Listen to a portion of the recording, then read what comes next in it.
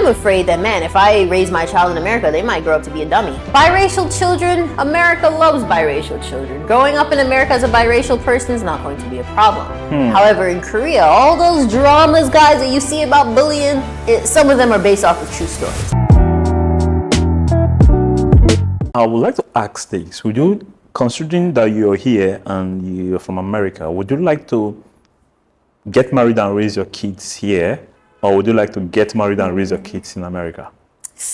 You know, this is something that I did think about because, honestly speaking, as I've been living in Korea for as long as I had and learning the language, I feel a little bit more inclined to date with someone of the local culture. And it really dawned on me that if I'm dating like this, then it's most likely that I would marry like that and eventually have children.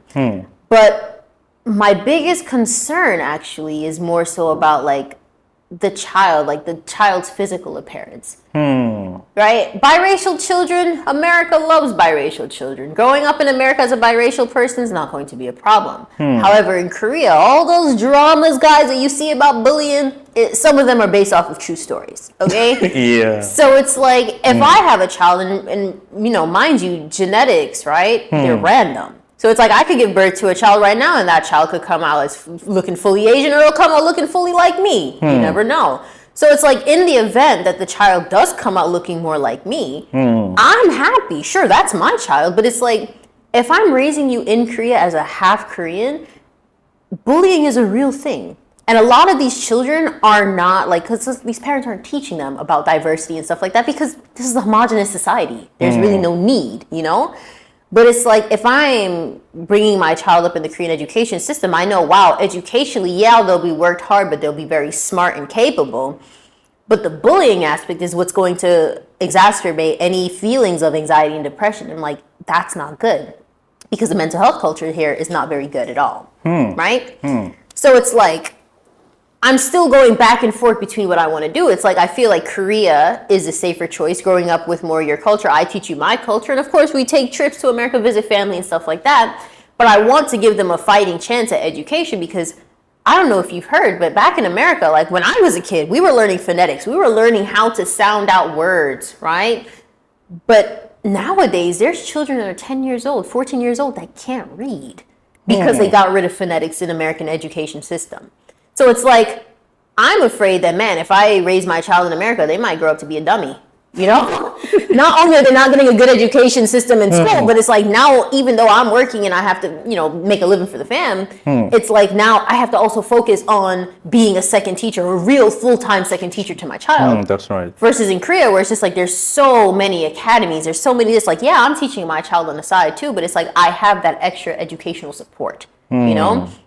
But if I had to choose, I guess start off in Korea and see how the vibes are. The vibes are off, then we gotta go back to America. You know? But for the most part, I hope that if in the event something like this does happen, Korea is a little bit more advanced in their way of thinking and is more accepting to the child of that. In terms of the education system here, in some cases I see children coming back from the academy by 10 p.m. and they are working extra hard, going to this activity, that activity. And is it the same in America or quite different? And again, do you think the pressure and the stress these kids face, do you think it contributes to their mental health? Ooh, okay. So to answer the first question first, in America, I'll be very honest, extracurriculars and all these things are not required. Nobody, like, genuinely speaking, nobody really cares about it unless their child is genuinely struggling in a subject and they need help. If all else is fine, American students usually study on their own without a problem, right? But I grew up, right? I grew up in America, but I grew up with a tiger mom. So I had the same experience that Asian kids had. Like after school, I had school after school, okay? I had to go to these academies, I had to go to these extracurricular activities, learn how to play instruments. I did all of that, you know? And while I am pretty grateful for the upbringing, because I feel like without that type of behavior, I wouldn't be where I am today. That's right. But... and shout out to my mom for that one. But thanks, Mom. But like, looking at it from a more realistic perspective, here in Korea, like you said, these students are at these academies until 10 p.m. And sometimes they still have homework to do by the time they get home. So yeah, they get home, but it's like they're not actually going to sleep until like midnight, 1 a.m. and then wake up and turn around and go to school early the next day and repeat the same process over again and still have extracurricular activities to do on the weekend. So it's like, when do these children get a chance to be children? You know, because I can humbly say, like, man, granted, my mom was a tiger mom. I still have cute little core memories of like having sleepovers with my friends and like riding my bike up and down the street with my friends and stuff like. And it's like you ask these Korean kids, like, oh, like how often do you see your friends? Oh, I only see them in school. Well, why? We have weekends too. And you said your friend lived in the building, a complex right across the street. It's like, yeah, but we have academies, and I'm just like, oh my god.